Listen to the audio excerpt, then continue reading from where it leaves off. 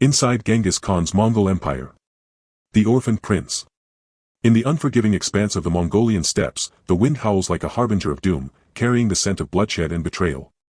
Here, in this vast, arid landscape where survival is a test of endurance, a young Temujin watches his family's world unravel before his very eyes. He is just a boy, no older than 10, but the winds of fate are already pulling him into a violent storm. His father, Yasugei, a respected tribal leader, had been poisoned by a rival clan, a calculated act of treachery that turns the boy's world upside down. The poison takes Yasugei's life slowly, painfully, his once strong body failing him, as he looks into his son's eyes with a final, desperate plea: take revenge, unite the Mongols. But it is too late for promises. Temujin's father is gone, and the rival tribe who killed him, the Taichiudi, show no mercy, casting the boy and his family into a harsh exile. His mother, Holun, tries to protect her children, but the tribe's betrayal leaves them with nothing: no allies, no shelter, no food. In the desolate wilderness, Temujin is forced to grow up quickly, learning the harsh lessons of survival as his family becomes outcasts, forced to scavenge for what little they can. Haunted by the ghosts of his lost loved ones, young Temujin's heart burns with anger and thirst for revenge.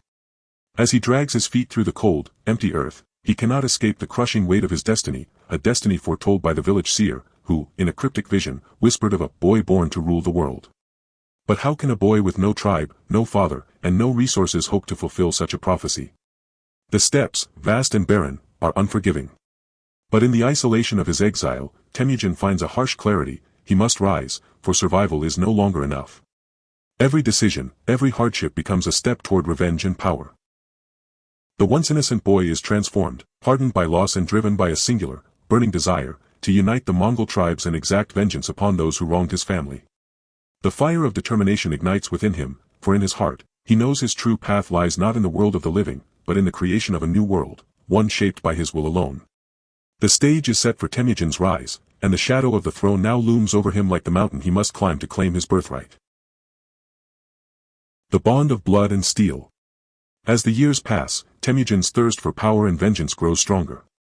His destiny is clear, and his ambition cannot be quenched by mere survival anymore. He begins to gather followers, attracting the loyalty of outcasts, wanderers, and men whose hearts beat with the same fire of revenge. Among them is Jamuka, a fierce warrior and a man from a rival clan who Temujin once considered an enemy. However, fate twists their paths together when Temujin, now a young man with sharp instincts and a growing reputation, makes the bold decision to seek Jamuka's aid. Their first meeting is tense, filled with distrust. Jamuka, a proud and battle-hardened leader, initially looks at Temujin with suspicion. The two warriors stand face to face, both holding the weight of their pasts, the blood of their clan staining their hands. But in the depths of their eyes, a mutual recognition sparks. The fire of a leader who will stop at nothing to conquer, a warrior who understands the harshness of the world they inhabit. What begins as an uneasy truce turns into an unbreakable bond. Temujin and Jamuka fight side by side, defeating enemies and carving their names into the annals of history. Their friendship becomes legendary, a union of two warriors united by a shared vision of strength and dominance. Through countless skirmishes and victories, they become a force to be reckoned with, their bond growing stronger with each battle. But as the fire of their brotherhood blazes brightly, so too does the tension between them. Temujin's rise is swift, and his methods become increasingly ruthless. He begins to push the boundaries of traditional leadership, questioning old customs and advocating for a merit-based system where a man's value is determined not by his bloodline, but by his actions and abilities. This new way of thinking, however, threatens Jamuka, who believes in the old ways, the ways of noble blood and inherited power. Their differences soon become too great to ignore. As Temujin's power grows, so does his desire to reshape the Mongol world in his image. He becomes more strategic, more cunning, and his ideals begin to clash with Jamuka's traditionalist views. Jamuka, feeling betrayed by his friend's changing ideals, grows resentful, seeing Temujin's rise as a personal affront to everything he believes in. The inevitable break between the two warriors is violent. A brutal battle, fought not just for power but for the very soul of the Mongol tribes, erupts. Blood is spilled, and once brotherhoods are shattered. Temujin, now with a larger following, turns on Jamuka, declaring him a traitor to the Mongol cause. The two warriors clash on the battlefield, their friendship crumbling in the face of ambition. Jamuka, enraged by Temujin's betrayal, vows to destroy him and everything he stands for. In the aftermath of their brutal separation, Temujin and Jamuka's rivalry is no longer just personal, it becomes a symbol of the larger battle for the future of the Mongol Empire. The struggle for power, loyalty, and vision has begun. Yet even as they become bitter enemies, Temujin and Jamuka are bound by more than just their pasts, they are bound by the very same desire for power that once united them. The line between love and hate, brotherhood and rivalry, becomes blurred, and each man wonders whether he made the right choice. The tactician's game. As the years pass, Temujin's reputation grows, and so does his army. The once ostracized boy, now a seasoned warrior and brilliant strategist, commands the loyalty of thousands. He has conquered much of the steppes, united several Mongol tribes, and carved out a legacy of strength. But as his influence expands, so too does his understanding of warfare. It is not just about brute force, but about manipulation, cunning, and the ability to read the battlefield like a chessboard. Temujin begins to implement a new style of warfare, one that relies not just on physical strength, but on psychological mastery. He studies the minds of his enemies, understanding their fears, desires, and weaknesses. He learns to exploit these vulnerabilities, turning the tides of battle before his enemies even realize what is happening. He becomes the master of psychological warfare, using fear, surprise, and deception as tools just as sharp as any sword. One of his most devious strategies comes during a major battle with a rival warlord, who vastly outnumbers Temujin's forces. On the eve of battle, Temujin's scouts report that the enemy forces are overconfident, believing their numbers will ensure an easy victory. Seizing the opportunity, Temujin orders his troops to set up false camps and create the illusion of a much larger army. As night falls, his warriors light hundreds of fires and drum the ground to create the sound of a vast army preparing for war. The next morning, the enemy is greeted not with the expected sight of Temujin's small forces, but with the illusion of an army far too large to defeat.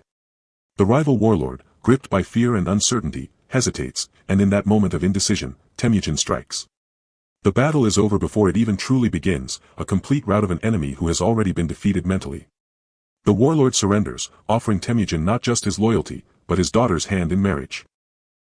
An offer that Temujin cunningly accepts, further cementing his alliances.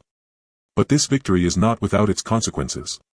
Temujin's closest allies begin to question his methods. They admire his brilliance, but they start to wonder if his reliance on manipulation and psychological tactics is pushing him closer to madness. Some fear that the more Temujin wins, the further he strays from the honor and integrity that once defined him. There are whispers that he is becoming a man who will stop at nothing to achieve his goals, even if it means sacrificing those he once considered family. His growing obsession with power also takes a toll on his personal life. Temujin's relationship with his closest confidants, including the formidable warrior Subutai, begins to fray. Subutai, who has always been loyal, begins to voice his concerns, wondering if their leader's growing thirst for control is leading them down a dark path. Temujin brushes off these concerns, but deep down, he senses the tension rising. His allies may be loyal for now, but their loyalty is fragile, and the shadow of doubt lingers. In the heart of his empire, as Temujin continues to expand, the cracks begin to show. His vision of a united Mongol Empire grows clearer, but his methods become more ruthless. The lines between strategy and manipulation blur, and the deeper Temujin delves into the art of war, the more he starts to wonder, is he still the man he once was, or has he become the very monster he set out to destroy? The Forbidden Alliance. Amidst the endless bloodshed and constant battles, a quiet storm brews in Temujin's heart, a storm that has nothing to do with power or conquest. It is the storm of love, a forbidden bond that begins with a simple promise, to marry Borte, the woman he has loved since childhood. But Borte is not just a woman, she is the daughter of a powerful warlord who stands against Temujin's rise. Her marriage to Temujin is not just a union of hearts, but a political statement, a bridge between two forces that could tip the scales of war. From the first moment Temujin lays eyes on Borte again after years of separation, something within him shifts. She is no longer the girl he once knew, she is a woman now, poised, intelligent, and fierce, yet still carrying the kindness and loyalty that first drew him to her. Borte, too, feels the stirrings of an old affection. But she is caught in a web of duty and familial expectation, bound by a love for Temujin that she dares not act upon. Her father, the formidable warlord, has his own ambitions, and Borte's marriage to Temujin would bring both power and risk. Their love affair blossoms in secret, as the fires of war rage around them. In the quiet moments between battles, in the midst of the war-torn landscape, they find solace in each other's presence, though they are constantly aware of the dangerous path they walk. Borte is torn, her love for Temujin is genuine, but her loyalty to her father runs deep. The weight of her family's expectations presses heavily on her heart, and as Temujin's power grows, so does the pressure on her to choose between love and loyalty. However, fate is cruel, and betrayal runs through the veins of the Mongol world. As Temujin's empire expands, Borte finds herself caught in a deadly game of politics. Her father, seeing Temujin's power growing beyond control, begins to move against him in secret, fearing that his daughter's marriage to the rising conqueror will weaken his own position. When Temujin's forces advance toward her father's lands, Borte is forced to make an impossible choice: warn her father of Temujin's coming assault, or remain loyal to the man she loves. The revelation of Borte's actions, betraying Temujin for the sake of her father's survival, shatters the fragile peace between them. Temujin, consumed by anger and betrayal, confronts her, demanding an explanation. In a moment of intense emotional turmoil, Borte reveals the truth: she had no choice but to protect her family, the very blood that runs in her veins. Her love for him was real, but the loyalty she owed her father is something she could not escape. Their love is now tarnished, a bittersweet memory tainted by betrayal. Temujin, though hurt, understands the complexities of the world he has chosen to live in. One where alliances are forged, broken, and rebuilt for survival. Still, the emotional wound runs deep, and their relationship changes irreparably. Borte, now a woman divided by her own heart, faces the brutal consequences of her actions. She is no longer just Temujin's love, she is a pawn in a game of power that neither of them can escape. But there is more to Borte's story than betrayal. As Temujin's empire rises, so too does the realization that his greatest weakness might not be his enemies, but the woman he still loves. In her eyes, he sees not just a lover, but the reflection of everything he has sacrificed for power, a reminder of the man he once was, and the man he might never be again. A kingdom of fear.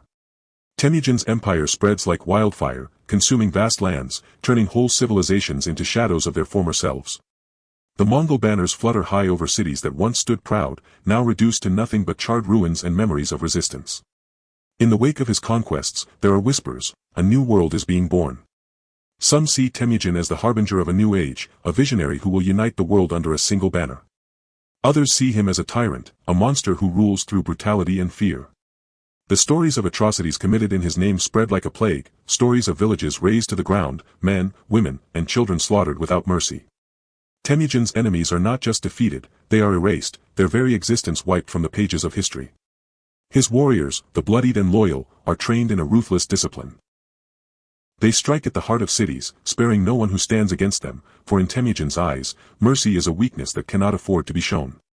His vision of empire is built on a foundation of terror, for he knows that the strongest are those who inspire fear, not loyalty. But despite the horrors he commands, there is a strange duality to Temujin. He speaks of a better world, a united Mongol nation where law and order reign, where the weak are protected, and where loyalty is rewarded.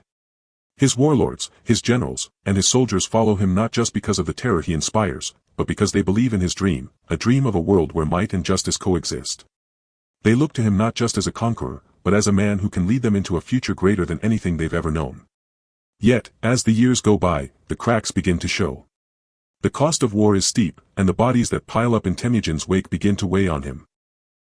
His victories, though glorious, come at a price. The women and children he's forced to kill, are they simply collateral damage in the name of conquest, or is there a deeper part of his soul, buried beneath the armor of the conqueror, that questions the righteousness of his cause? The empire is vast, but so is the guilt that weighs upon his heart. Even in the midst of triumph, the fear of rebellion looms over Temujin's empire. There are always those who remember the old ways, those who resist the new world he is building. His most trusted warriors, like Subutai and Kublai, start to see the toll that the endless war has taken on their leader. They begin to ask themselves, has Temujin's empire become a prison built on blood, or is it a necessary force for the greater good? As the empire continues to grow, Temujin finds himself surrounded by loyal followers who worship him as a god, and traitors who whisper of his downfall. Even his own family begins to fracture under the weight of his leadership. His sons, who once idolized him, begin to question whether the empire they've inherited is truly the legacy he envisioned, or whether they are simply the inheritors of a kingdom of fear. Temujin's vision of unity is being tested, not just by external enemies, but by the very people who stand beside him. Temujin, torn between his desire for total control and the realization that his empire may be built on a foundation of sand, becomes increasingly isolated. His actions begin to haunt him in ways he cannot escape, and he finds himself looking at the empire he has created, an empire forged in blood and suffering, and wondering, what was it all for? The secret weapon. As Temujin's empire continues to grow, so too does his need for absolute control. His military prowess is unmatched, his cunning tactics legendary, but even he knows that brute strength alone cannot maintain an empire of such vast proportions. In the shadows of his empire, beyond the clashing armies and the blood-soaked fields, there lies a deeper secret, a weapon far more powerful than any army, the Whispering Blade, an elite group of spies and assassins, trained to infiltrate, manipulate, and destroy from within. This secret faction operates under the utmost secrecy, its existence known only to a select few. Temujin has handpicked the most skilled and loyal men and women, each one a master of disguise, deception, and silent death. They move unseen, blending into cities and camps, gathering intelligence, planting seeds of doubt, and dismantling Temujin's enemies without them ever knowing what hit them. Their success is unparalleled. Entire enemy armies are dismantled by whispers, rumors, and unseen assassinations, leaving the Mongol army to sweep in and claim victory with minimal effort. Temujin himself is the mastermind behind this deadly network, overseeing every mission with an eerie calm.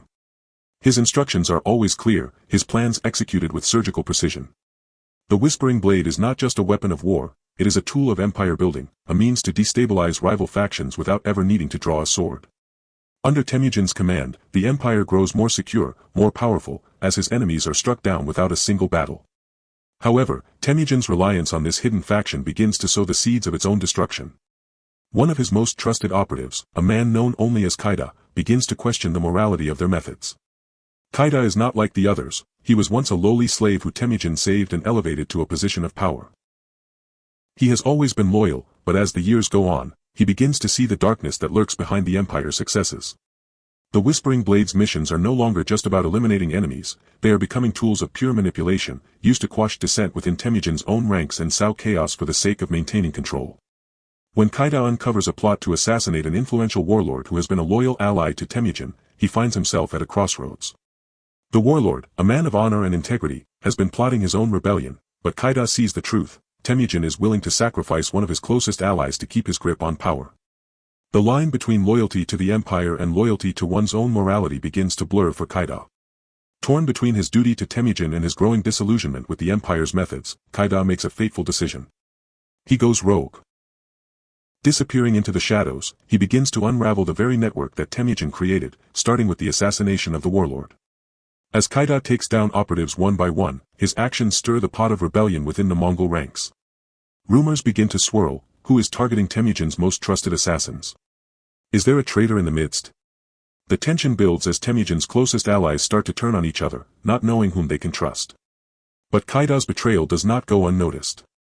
Temujin, always several steps ahead, knows that something is wrong. He orders his most loyal soldiers to find the rogue agent, but the cat-and-mouse game that ensues leads to one of the most dangerous and personal confrontations of Temujin's life. The Empire's most secret weapon, the very thing that has allowed him to maintain control, is now the source of his greatest threat. In a tense, brutal showdown in the dead of night, Kaida and Temujin finally come face to face. The two men, once bound by loyalty, now stand as enemies. But beneath the anger and betrayal, there is a mutual understanding. Kaida has become the embodiment of everything Temujin fears, an agent of change, a symbol of the moral cost of power. As the two men clash, it becomes clear that the price of Temujin's empire may be higher than he is willing to pay. The rise of the Khan's heir. As Temujin's empire continues to expand, his legacy becomes a looming presence that fills the hearts of those around him with a mixture of admiration, fear, and dread. The title of Khan, once a distant dream, is now a reality, but the question of who will inherit it grows ever more pressing. Temujin's sons, born into the shadow of their father's empire, know that their destiny is tied to the vast and ever-expanding world that Temujin has forged. Yet, as they come of age, each one feels the weight of that legacy differently. The eldest, Jeeb, stands apart from his brothers, not just because of his birthright, but because of the deep, unspoken pressure to live up to the impossible expectations set by his father. Jeeb is everything his father hoped for, brave, strategic, and fiercely loyal, but there is a darkness inside him, a fear that he will never be able to truly earn his place as Temujin's heir. He is constantly compared to his father, and the comparisons always seem to reveal his inadequacies.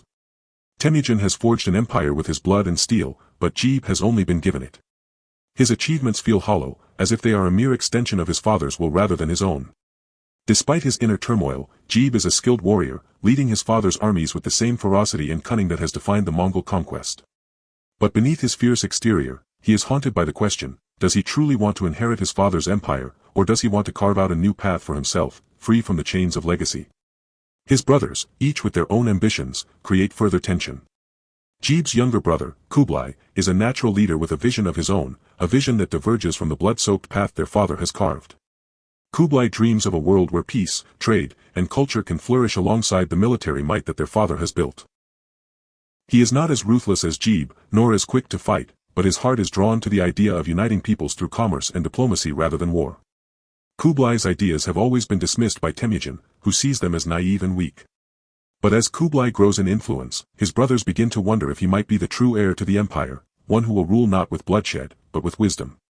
Their rivalry becomes more than just personal, it is a battle for the very soul of the Mongol Empire. Jeeb, fiercely loyal to his father's brutal vision, sees Kublai's dreams of peace as a betrayal of everything the Mongols stand for. Meanwhile, Kublai's supporters begin to see Jeeb as a tyrant, someone too blinded by power to see the future that could be built without violence. But the true test of their fates comes when Temujin, now an aging conqueror, grows increasingly distant and enigmatic. He has led the empire to its peak, but with age comes doubt.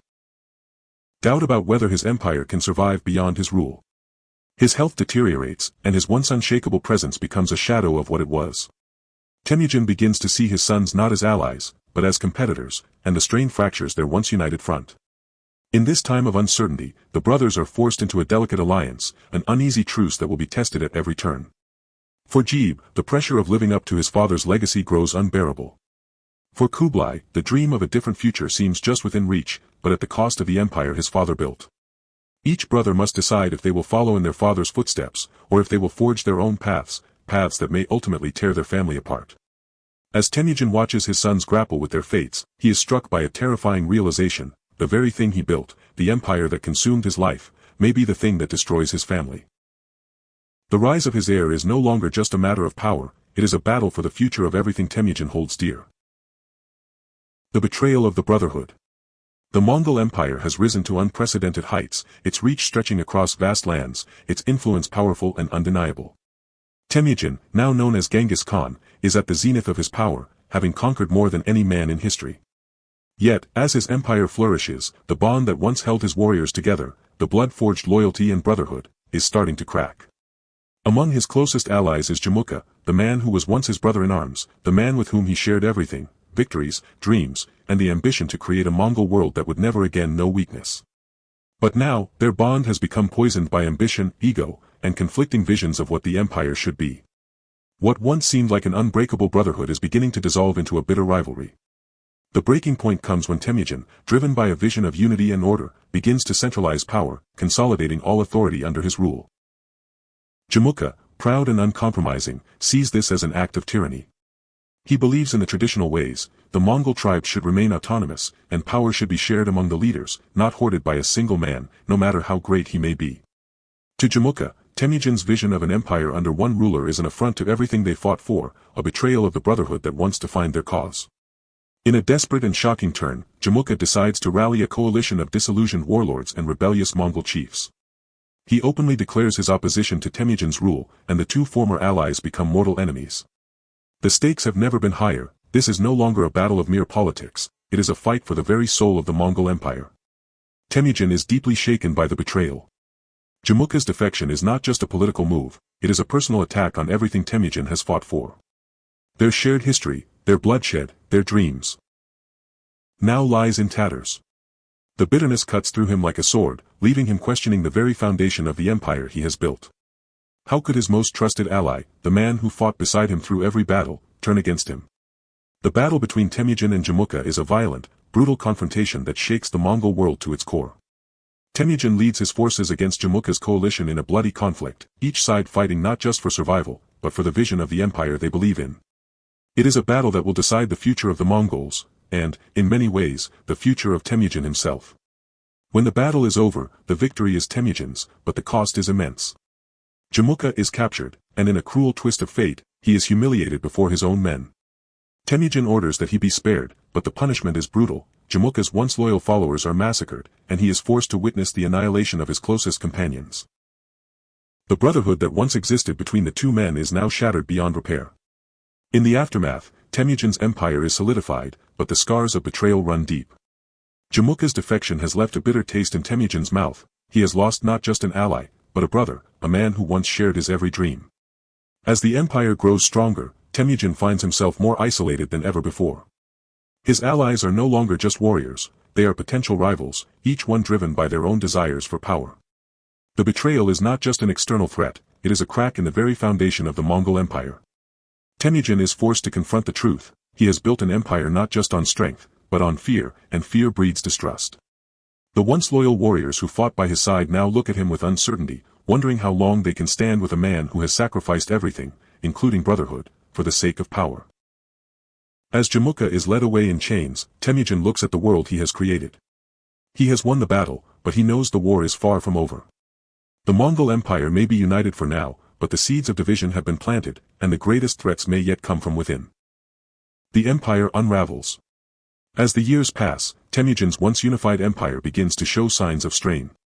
The weight of his conquests, the endless wars, and the unrelenting demands of ruling such a vast, diverse land begin to take their toll, not just on his body, but on his soul. The fire that once burned so brightly within him now flickers uncertainly, and he finds himself staring into the abyss of his own legacy. Temujin's sons, once his most loyal allies and future heirs to the throne, begin to look at their father and each other with a growing sense of distrust. The loyalty that once bound the Mongol brothers together begins to fray at the edges as each son dreams of a future of their own making. They are no longer simply warriors, they are rulers in waiting, each one feeling the pressure of succession. Each son believes that he, whether it's Jeeb, Kublai, or one of the others, has the right to lead the empire into the next era, but as they each carve out their power bases, they begin to see one another as rivals rather than brothers. Jeeb, the eldest and most traditional of the sons, remains steadfast in his belief that power should be concentrated in the hands of the strongest, in the vision Temujin fought for. But as the empire grows more complex, Jeeb's unyielding belief in brute strength and military dominance begins to clash with the changing world around him. His traditional values feel increasingly outdated, and his growing obsession with his father's legacy clouds his judgment. He begins to see his brothers as threats, each one a potential challenger to his claim to the throne. Meanwhile, Kublai, the second son, is beginning to realize that the empire his father built may not be the empire he wants to rule. Unlike Jeeb, Kublai dreams of a more inclusive world, one that values diplomacy, trade, and culture as much as conquest. His vision of the future is not one of endless warfare, but of a Mongol empire that transcends the bloody traditions of the past. Kublai sees in his brother's lust for power only the potential for civil war, and he begins to quietly rally support from among the people, from the generals who have grown weary of endless bloodshed. The fractures deepen as Temujin's health continues to deteriorate.